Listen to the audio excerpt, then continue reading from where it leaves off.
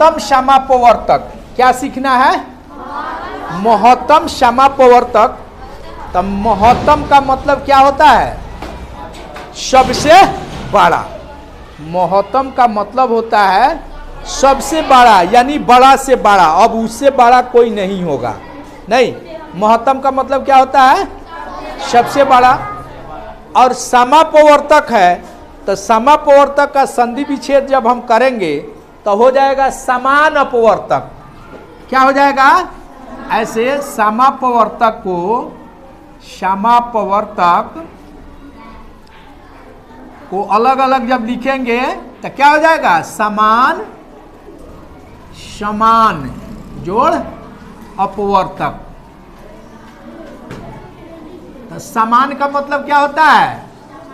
ये समान नहीं है, समान है। समान माने बराबर। अपवर्तक, अपवर्तक आपको बतलाए हुए हैं। जैसे 2 का अपवर्तक का मतलब है कि 2 में किस किस संख्या से पूरा पूरा भाग लगे। 1 और 2। 6 का अपवर्तक पूछेगा तो 1, 2, 3 और 6। अब तो इतना समझ रहे हैं। तो अपवर्तक विधि से, यहां देख लीजिए, अपवर्तक बातचीत नहीं, अपवर्तक विधि से, अपवर्तक विधि से 4 और 6 का, 4 और 6 का मौसा, मौसा का मतलब महत्तम समापवर्तक, ठीक है, किस विधि से निकालना है? अपवर्तक विधि से। अपवर्तक विधि से क्या निकालना है? अपवर्तक विधि से क्या निकालना है? किसका किसका निकालना है?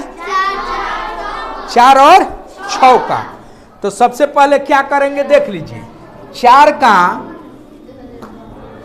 का अपवर्तक लिख देंगे। 4 का अपवर्तक लिख देंगे। तो 4 का अपवर्तक कौन कौन होगा? 1, 2, 1, 2 और 4। 4 का फैक्टर हो गया, 4 का अपवर्तक हो गया 1, 2 और 4। अब जो है 6 का अपवर्तक लिख देंगे। 6 का अपवर्तक लिख देंगे। अपवर्तक का मतलब तो समझ रहे हैं, 6 में किस किस संख्या से पूरा पूरा भाग लगेगा। तो कौन कौन हो जाएगा? 1, 2, 6 हो गया। अब देखिए, अपवर्तक भी हम लिख दिए। अब इन दोनों में जो मिल रहा है उसको लिख देंगे।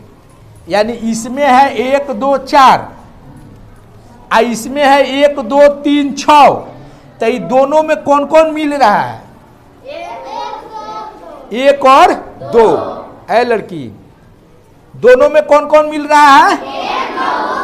1 इसमें भी है, इसमें भी है, 2 इसमें भी है और इसमें भी है, बाकी तो कोई नहीं मिल रहा है।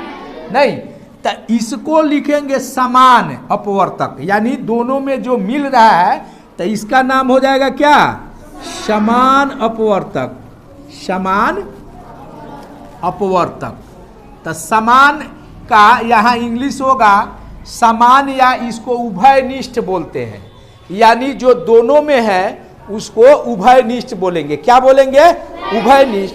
अंग्रेजी में उसको कहते हैं कॉमन। क्या कहते हैं? कॉमन। तो यानी समान अपवर्तक, इंग्लिश में, इंग्लिश इसका हुआ कॉमन फैक्टर। क्या हुआ? यानी जो दोनों में अपवर्तक है, जो दोनों में शामिल है, दोनों में शामिल है। तो दोनों में कौन कौन शामिल है? 1 और 2। यहां तक ठीक है? अपवर्तक भी हम लिख दिए, फिर हम समान अपवर्तक को छांट लिए। नहीं, अब जो है यहां जो कह रहा है महत्तम, तब महत्तम का मतलब हुआ जो इस समान अपवर्तक जो आएगा इसमें बड़ी से बड़ी संख्या को खोजेंगे। तो इसमें बड़ी से बड़ी संख्या कौन है? 2 है। बात समझ रहे हैं कि नहीं? कितना आसान है। अब ये दोनों में महत्तम यानी सबसे बड़ा कौन है? दो। तो अब तो दो उसका क्या हो गया? लिखेंगे 4 और 6 का मौसा कितना हो गया? 2 हो गया। 4 और 6 का मौसा का मतलब महत्तम समापवर्तक, जो दोनों में कॉमन फैक्टर निकाल दिए। इसमें जो सबसे बड़ी संख्या है वही इसका क्या हो गया? आंसर महत्तम समापवर्तक 2 हो गया। तो कितना आसान है ये निकालना। अपवर्तक विधि से महत्तम समापवर्तक निकालना कितना आसान है? नहीं। अब देखिए एक और उदाहरण देख लीजिए इसका, अपवर्तक विधि से ही, ठीक है। फिर आप लोग एक्सरसाइज में जो दिया गया है उसको बनाइएगा। चूंकि अपवर्तक विधि से मौसा है और मौसा निकालने की 3 विधियां होती हैं। अब दे देगा 8, ठीक है, यहां दे देगा अपवर्तक विधि से 8 और 12 का, 8 और 12 का क्या निकालो? मौसा निकालो। किस विधि से? अपवर्तक विधि से, ठीक है। आपको 3 विधि इसकी होती है महत्तम समापवर्तक निकालने की, और तीनों विधि को आपको पढ़ना है कि कैसे कैसे निकालते हैं। तो फर्स्ट कौन विधि कहलाता है? अपवर्तक विधि। तब क्या करेंगे? 8 का क्या लिख देंगे? इसका हल जब कीजिएगा तो क्या हो जाएगा? 8 का क्या लिखेंगे? 8 का अपवर्तक पहले लिख देंगे, 8 का यानी इसका 8 का फैक्टर लिख देंगे, ठीक है। तो 8 का अपवर्तक का मतलब 8 का अपवर्तक कौन कौन होगा? 1, 2, 4 और 8। ये क्या हुआ? 8 का अपवर्तक हो गया।